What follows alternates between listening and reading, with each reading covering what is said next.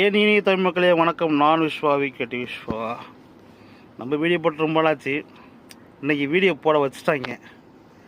என்ன madam, Julie madam நல்லா இருக்கீங்களா? பார்த்து ரொம்ப நாளாச்சு, ரொம்ப வருஷம் ஆச்சு. எங்கே போனீங்க? ஃபீல்டே இல்லை, ஆளை காணவங்களா?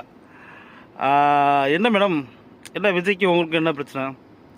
சரி, அதை சொல்ல மாட்டீங்க. ஏன்னா உங்களை உஸ்பேத்தி விட்டாங்க. 200 யூபிஸ் அப்படின்ற மாதிரி நீங்கள் ஆகிட்டீங்க. 200 வாங்கிட்டு ஜால்ரா சிங்சவங்க தட்ட ஆரம்பிச்சிட்டிங்களா? விஜயை பற்றி கேட்கறதுக்கு உங்களுக்கு என்ன யோக்கியதை இருக்குது? ஒரு கதை, ஒரு குட்டி ஸ்டோரி சொன்னார். ஜல்லிக்கட்டு மாடை வச்சு ஒரு குட்டி ஸ்டோரி தானே அவர் சொல்லி தான் சொன்னார். ஒரு யதார்த்தமாக ஒரு இதுமாரி ஃபீல்டு இப்படி இருக்கு, ஜல்லிக்கட்டு மாடை வச்சு ஒரு சொன்னார். அரசியல் இப்படி இருக்குன்றதுக்காக ஒரு உதாரணமாக ஒரு கதை சொன்னார்.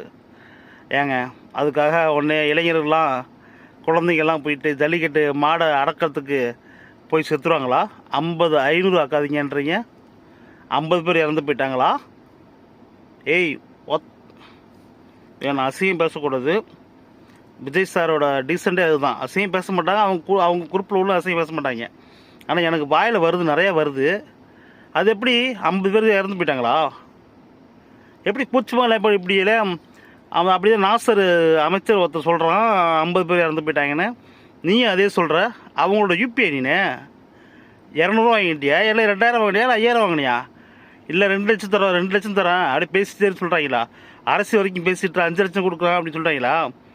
ஏன்னா சரி, எங்கே போனோம் இவ்வளோ நாளா? ஆளே காணோம். இத்தனை வருஷமாக ஆளை காணோம். எங்கே உன்னை பற்றி கேவலமாக இப்போ தான் வீடியோ, நிறைய வீடியோலாம் உன்னை பற்றி சர்ச் பண்ணி பார்த்தேன்.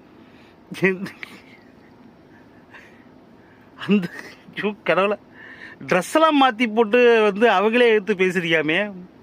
நான் ஒப்படம் சொல்லக்கூடாது.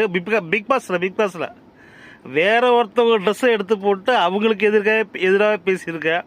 அதுவும் அவங்க பெரிய, உனக்கு முடியும், அவங்க மிகப்பெரிய நடிகை. அவங்க நடிகை ட்ரெஸ்லாம் எடுத்து போட்டு பேசியிருக்கிய.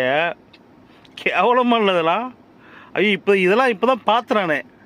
அப்படியேப்பட்ட நீ கல்யாணம் பண்ணல, ஒழுங்காக உன் புருஷனுக்கு என்ன பண்ணுமோ அதை பண்ணு. புரியுதா? உன் புருஷனை என்ஜாய் பண்ணுறதுக்கு என்ன பண்ணுமோ, உன் புருஷன் ஜாலியாக இருக்குது. டேய் பாவண்டா, நீ இதை போய் கண்டிருக்க போகிற. இது சொல்லக்கூடாது. எப்படா நீ கல்யாணம் பண்ண? எப்படி வச்சு செய்கிறாங்கடா? டேய், விஜயோட